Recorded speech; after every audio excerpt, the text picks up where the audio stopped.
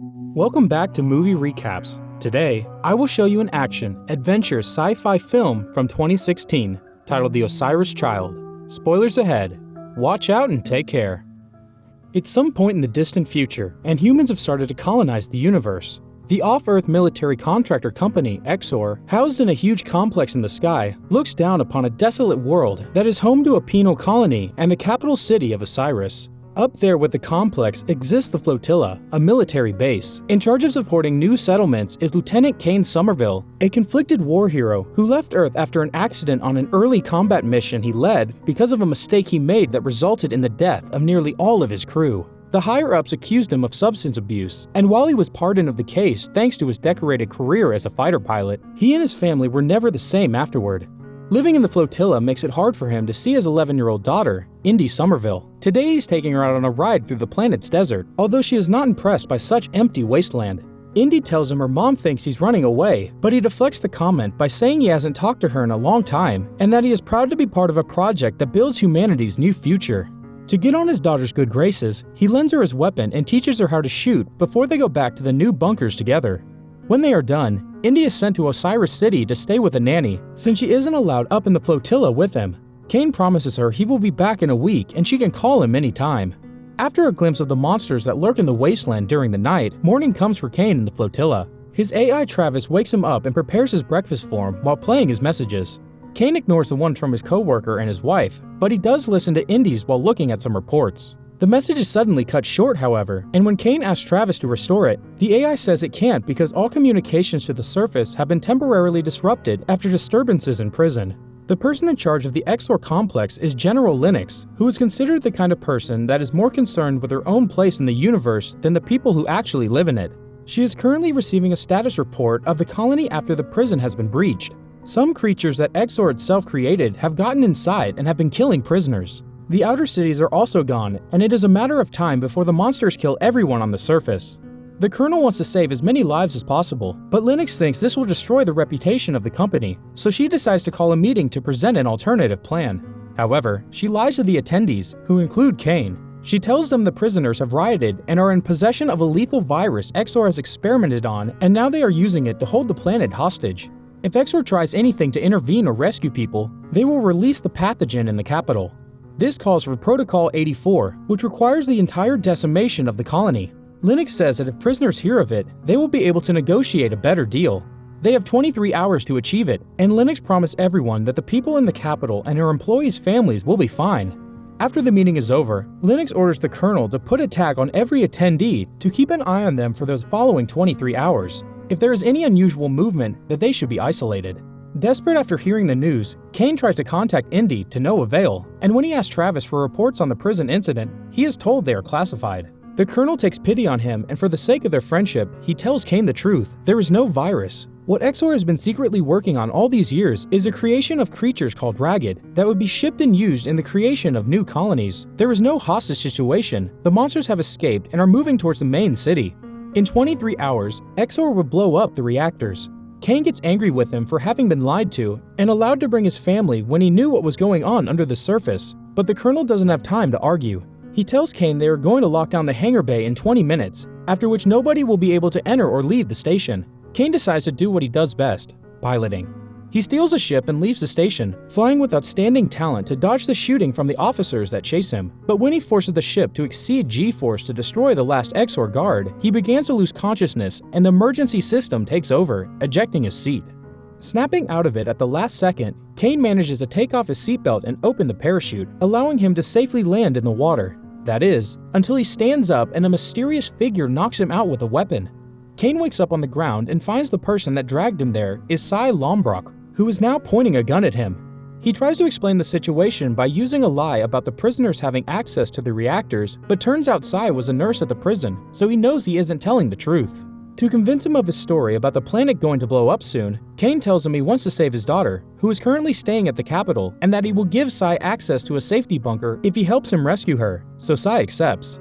A flashback begins then, and Cy can be seen as a prisoner in the planet's jail. He is having lunch with another two inmates, Vim and Crete, while discussing a plan to escape using information another prisoner called Carmel has given Cy. Crete thinks it is a suicide mission, but Cy thinks the time is now or never, so Crete and Vim agree to it when they get confirmation that an inmate called Bostock and his group are also in. For the next step of the plan, all of them need to be in solitary confinement to find the right exit. Carmel tries to be sent to solitary, but instead, he is dragged into a meeting with Warden Mordain, who makes fun of him for being religious and tells him he won't send him to solitary anymore before beating him up while 2 officers hold him. Meanwhile, Sai starts a fight in the mess hall, which is interrupted by Mordain and the guards, to everyone's surprise, allow the fight to continue as long as the crowd behaves. Since this is part of the plan, Crete doesn't behave and hurts the man hitting Sai, inciting a riot and causing the guards to get involved to stop them. The prisoners are sent to solitary, which consists of special rotating cells with flashing lights that can have maddening effects on the prisoners' minds. Sai is staying there too until Mordain comes to take him and Vim away for a very special purpose. Back in the present, Sai points out to Kane that they won't make it to the capital in time. Kane says on foot they won't, but there's a contraband outpost beyond the mountains where they can find a vehicle. Their talk is interrupted when ships fly by and the men crouch to hide in the tall grass. This means Exor is already looking for Kane. Moments later, they make it to a bar in the outpost where Jip and Bill are having fun by throwing knives at a human-shaped target. The barwoman tells Kane that the couple is the owner of the bus outside, so he tries to talk to them, but they get angry because he's interrupted their game. Jip puts a knife on his neck while Bill calls him out, so Sai intervenes and tells them Kane is an Exor deflector that just wants to see his family. He is also willing to pay them 20 grand for the trip. Bill accepts as long as Kane is able to pass Jip's test, which consists of getting high and throwing a knife at the target. Kane's aim is perfect, so he passes the test, and the 4 of them agree to leave and take a detour to buy some weapons. After another flashback begins in jail, Vim wakes up inside a cage and sees a monster approaching him. The creature hits his neck with its tongue and injects him with some kind of dangerous substance. Sai can hear him screaming from the other room as he also wakes up inside a cage. Mordain is nearby too. He begins to explain Exor's terraforming project to him and how they are creating these creatures by mutating prisoners, transforming them into a being capable of evolution and adaptation no matter the environment.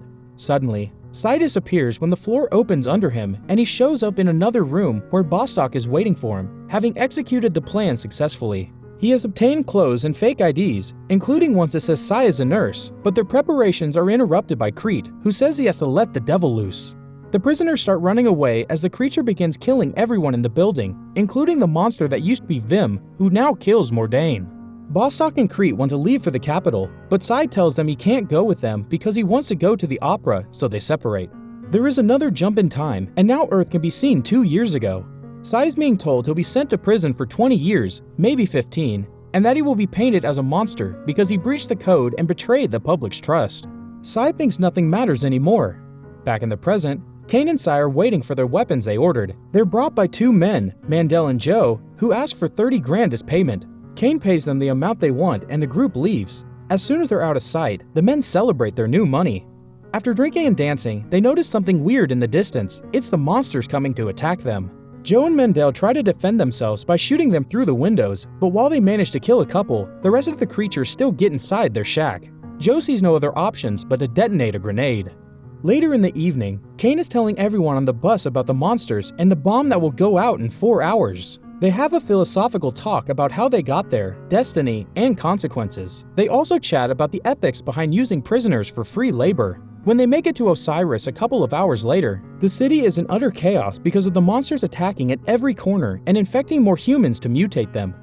The group gets their weapons out and agree that while Kane goes out to find his daughter with Sai, Jip and Bill will provide cover and protect the bus. The couple shoots all the monsters that come close as Kane and Sai enter the building Indy lives in. They come across one of the neighbors who tells them he hasn't seen Indy before letting them go upstairs. They break into the apartment and find that the nanny has died, but Indy is safe because she has been hiding in the closet. After telling Indy that her nanny has gone home to protect her from the truth, the 3 of them try to take the stairs, but they're blocked by a monster, so they will have to find another way out. Meanwhile, Jip has dragged Bill back inside the bus because he's been hurt by a creature. She tries to find a first aid kit to no avail, so she must watch Bill die in her arms. Kane, Sai, and Indy make it to the roof of the building and lock the door behind them. Seeing as there is no other way out, Sai grabs Indy and jumps off the roof, safely landing on top of the bus. Kane follows them afterward but almost falls. Thankfully, Sai grabs him and tells him to get on top of the bus with them. They start hitting the hatch and begging Jip to open it and let them in, but Jip is hesitating because of what happened to Bill. Eventually she gives in and opens the hatch for them before starting the bus to drive them away, as Sai uses a blanket to cover Jip's body. Kane explains to his daughter what's happening and apologizes to her for not being in her life more. Indy accepts to forgive him. He also gives Jip directions to the bunker and makes sure everyone learns the code to get inside. In the Exor complex, Lennox is in the process of starting Protocol 84 when she's informed of a bus approaching one of their bunkers, so she sends a ship after them. It's Indy that sees her through the window, so Kane makes her hide before telling Jip not to take the turn so that the ship doesn't learn where they are going. After following them for a little while, the ship leaves and Jip makes the turn towards the bunker then. They almost make it, but suddenly, the ship appears in front of them and starts shooting, leaving only after it runs out of ammo. Jip and Kane have been killed, but Sai and Indy are alright. Indy doesn't want to leave her dad, but they have no time to waste. Sai picks her up and takes her off the bus to try to reach the bunker. A monster finds them on the way and chases them through the caves, managing to infect Sai with its tongue as he shoots it dead. They find the bunker entrance and Indy inputs the code. Both she and Sai successfully get inside right before the planet gets bombed. However, Sai is starting to transform into a monster, so he asks Indy to find him something sharp to kill himself. Indy refuses because she can't do this by herself, so she talks to him and touches him as his body mutates. Another flashback shows Sai's life as a nurse at a hospital on Earth. He goes through a breakdown when the patients they bring in are his wife and daughter, and neither of them make it, so he abuses his position as a nurse to enter the room of the guy that caused the accident that has killed his family, to punch him and try to choke him before security stops him. Back in the present, many days have passed since the explosion. Two explorers find the bunker and see Indy in the distance wearing a spacesuit. They're attacked by Sai, who has become a monster, but he has kept some rationality thanks to Indy. And after killing one explorer, they use the chance to interrogate the other about what's going on out there. The explorer explains that the flotilla is on its way back to Earth because it was recalled after the disaster, and the story they're telling everyone is that the prisoners revolted and took control of the reactors, causing a meltdown with no survivors. Indy tells her that if she wants to live, she'll take her inside to the flotilla undetected. The woman has no other choice but to accept. They board the explorer's ship, and the woman watches Indy and Sai interact through sign language before Indy pets his head and holds his hand, telling him that they're finally going home and saying goodbye to her dad. Make sure to subscribe and turn on notifications so you can watch more videos like this.